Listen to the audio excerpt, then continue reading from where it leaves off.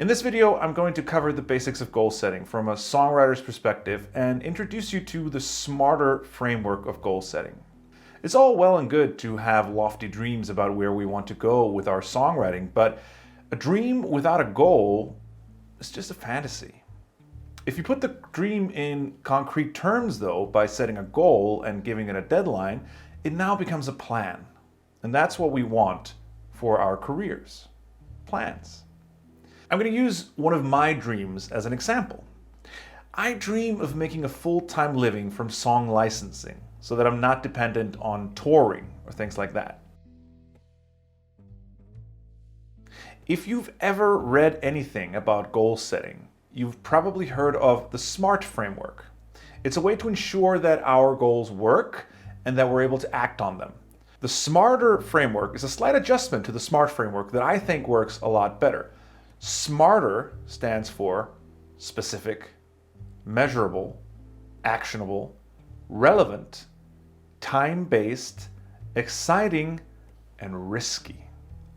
In this video, I'm going to go through each of these factors in turn, and I encourage you to go through the process for yourself and set your own smarter goals.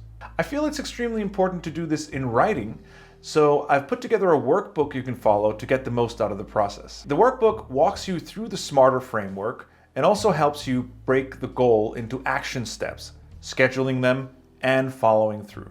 You can get the workbook by visiting songwriting.net/goals. Setting a goal that is specific enough is very important.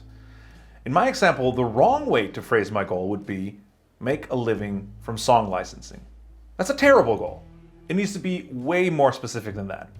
A better version of my goal would be get enough songs into music libraries to make a full-time living from licensing. That's way more specific. It sets the bar high and has a specific end in mind, making me a full-time living through music licensing. That's great. However, it's still far from perfect. It needs a number, and that's where the next item comes in. In order to make the goal even more specific and to make sure that it's possible to keep track of success or lack thereof, it needs to be easily measurable. Get enough songs into music libraries to make a full-time living from licensing is not measurable. I need to add a specific number. Based on my research, you need about 100 to 200 tracks to make some money through music libraries. So based on that, I'll update my goal. Get 200 tracks listed in music libraries. A very important aspect of a proper goal is that it's actionable. My goal of getting 200 tracks listed in music libraries is indeed actionable. The action steps are built in. I need to find the right music libraries for my music and submit a total of 200 tracks to them.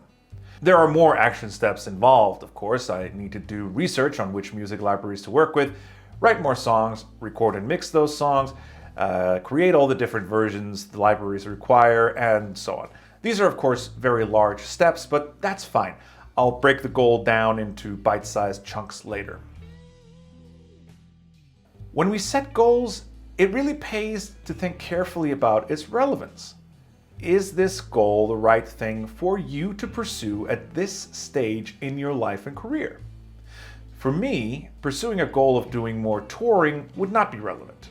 It would be a fun goal because I do love to travel and play live, but at my current stage in life, I don't think it would be the best avenue to pursue. Instead, writing and producing music in my home studio and earning a living from it through licensing fits in perfectly with my lifestyle and family arrangement. So that's the relevant goal for me. If you're in a place in your life where touring is the logical step on your journey, then that's a goal for you. Like I said, goal setting is like a map. It tells you where to go, and if you do it right, it gives you a guideline for how to get there. However, if you don't have a clear timeline, it's almost guaranteed to fail. If I just say, I'm going to get 200 tracks into music libraries, and I don't set a timeline, there's no way I'll get it done. So let's set a deadline. Like I said, I can probably gather up 100 tracks to submit in fairly short order, and I'd need to double that amount.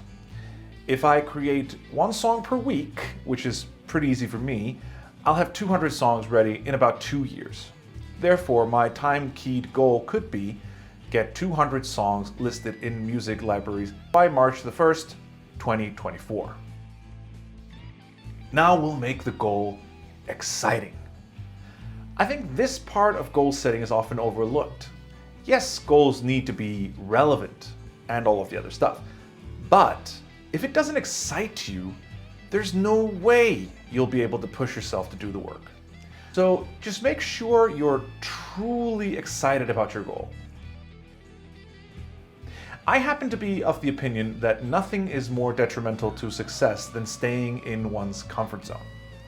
If a goal is safe, it's not going to feel like a real accomplishment. And in fact, it'll be a lot harder to get excited about.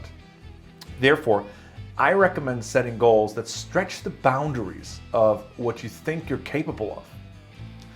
With that in mind, I'm going to revise my goal yet again. Getting 200 songs ready for licensing in 2 years sounds very doable for me. I create music very fast, and that is in fact what I coach my clients to be able to do. It's a pretty safe goal. So, to make it riskier, I'm cutting it in half and only allowing myself 1 year. My goal then becomes get 200 songs listed in music libraries by March the 1st, 2023. Now that is a risky goal. If you're really serious about your art, you need to be goal-oriented, and this is a great tool. In order to make it even easier for you, I want to give you a super powerful workbook to walk you through the process of setting your smarter goal, breaking it down into milestones, and then scheduling your work so you're set up for success. Just visit strongwriting.net/goals and you can get the Smarter Songwriting Goals framework for free. All right, good luck with your goals and happy songwriting. See you later.